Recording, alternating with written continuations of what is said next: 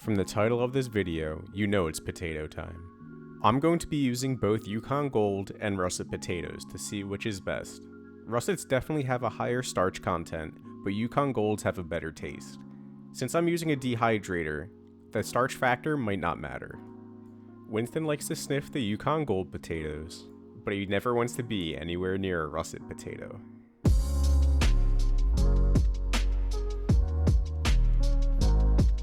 Potato prep is pretty standard, just rinse them off with some water and then start peeling them. Take your time when peeling the potatoes, it's definitely not a race and you'll save yourself from getting cut like I did. After super gluing my skin back together, we finally have peeled potatoes. Make sure to have some cold salt water on the side so you can put the potatoes in after cutting them so they don't get brown. When cutting fries, it's super important to have them all the same thickness so they cook evenly. This does cause a lot of waste, which I'm going to use to make what I call Jenga fries. After all the fries are cut, heat up the oil to about 250 to 275 degrees Fahrenheit. This is going to be the first frying, which is mainly used to cook the fries through and not to make them crispy. Drop in the fries and let them cook for about 5 minutes. The fries might get a little darker in color, but again, all we're doing is cooking them through and not making them crisp. For the Jenga fries, I'm boiling the potato scraps, mashing them, and then spreading them evenly on a baking sheet to get uniform thickness. After spreading, put the sheet in the refrigerator for 30 minutes to set. Once the potatoes are set, I tried my best to cut even pieces. While cutting the pieces, I definitely felt a difference in how firm the russet potatoes were compared to the Yukon Golds, and I started to have doubts if the Yukon Gold potatoes would hold up. I laid all the normal and Jenga fries on the dehydrator racks, and then I put them in the dehydrator at 125 degrees Fahrenheit. I didn't know how much time to put, so I just set it for 6 hours, but I ended up taking them out at 3 hours. If you don't have a dehydrator, you can just put the fries on a cooling rack and put your oven to the lowest setting, and then leave it cracked open with a wooden spoon. After 3 hours, you can see that the fries look a little bit shriveled, and the Jenga fries now have a skin around them. This is good because when frying something, moisture is your number one enemy. For the second fry, heat the oil to 375 degrees and then fry them in batches until golden brown.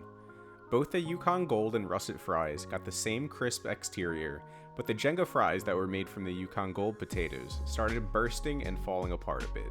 This isn't a shocker, but the Jenga fries made from the russet potatoes were frying perfectly. Here's a good close-up. Look how perfect the russet Jenga fries are compared to the Yukon Gold ones. And both of the normal fries from each potato look identical as well. For the normal fries, I just tossed them with some flaky salt. And for the Jenga fries, I tossed them in salt, black pepper, garlic powder, grated pecorino cheese, and black truffle dust.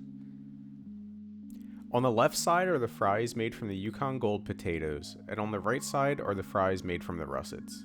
I know Jenga is technically 3 blocks per level, but it looks cooler with only 2.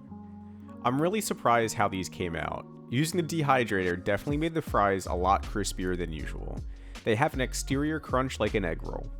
Like all fries, I recommend serving and eating these as fast as possible. But with me being a one-man production crew, I had these fries cold, but also enjoyed a hot batch off camera.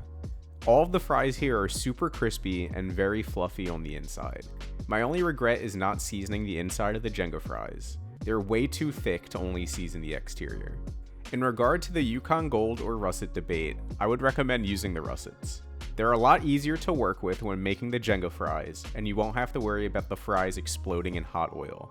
It might be a bit annoying to wait 3 hours before making french fries, but dehydrating them definitely gives you a restaurant quality fry at home.